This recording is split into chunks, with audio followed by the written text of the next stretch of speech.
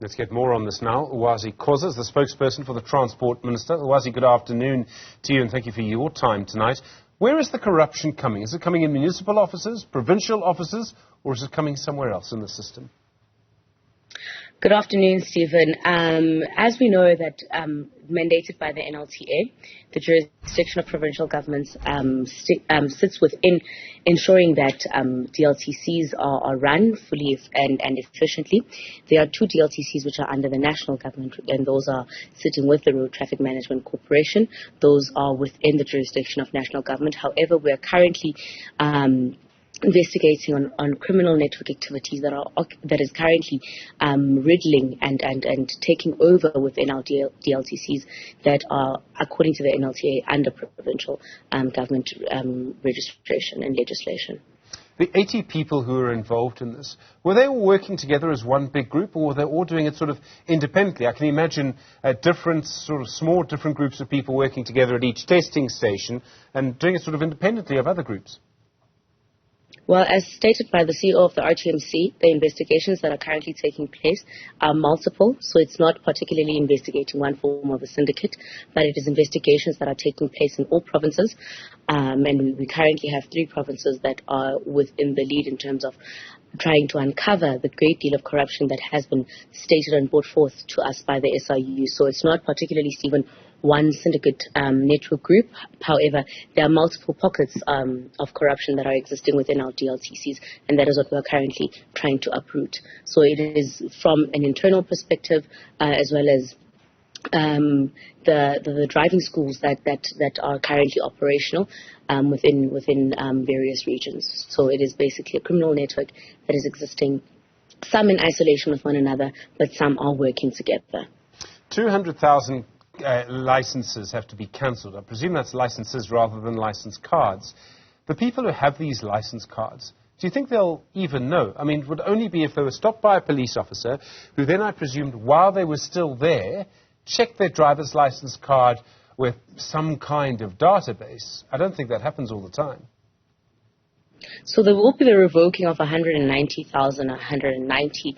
driver's license cards, and this has been referred to the relevant MECs to ensure that the license cards that are within their provinces that are currently operating illegally or have been issued illegally are revoked.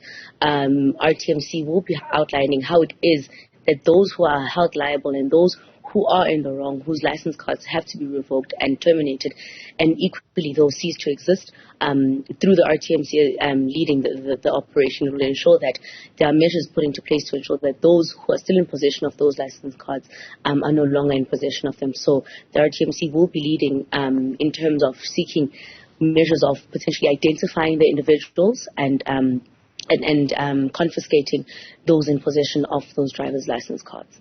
Lwazi, in plain English, how are you going to try and do that?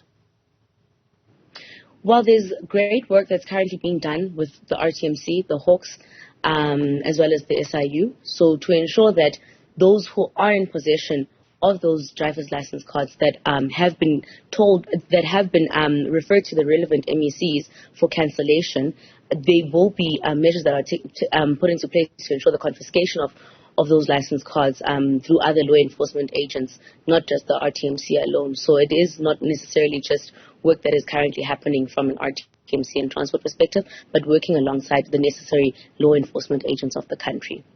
Okay, if I had an illegal license, if I was one of these 190,000 people, I would probably not be too worried. I'd be tempted to drive home tonight with my illegal license, pretty certain that no one was going to stop me, and that even if they did, it would require a police officer with some kind of method to check the database, who also wouldn't take cash from me for cool drinks, to stop me. I mean, it's pretty likely that people will just get away with it, isn't it?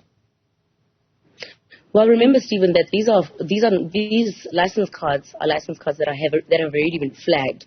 So if you are approached to check the validity of your driver's license card and it has already been flagged as one that is illegal, rest assured that the traffic officer that will be presenting themselves to you would not be a traffic officer potentially seeking to solicit a bribe from you.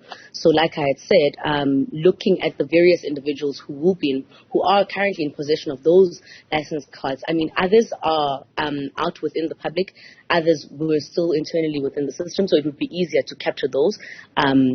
And basically arrest them from reaching their desired owners. However, those that are currently in the public, there are going to be measures taken in ensuring that those particular individuals are traced and tracked down, and those license cards do reach a stage of cancellation and potentially confiscation. Because I think that cancelling it is one thing, but ensuring that that particular individual is not able to have that in their possession is going to be at the peak of what RTMC will seek to achieve, in ensuring that 190,190 license cards do not seek to circulate within motorists in this country. Lwazi Khoza, thank you, spokesperson for the Transport Minister. Do appreciate it.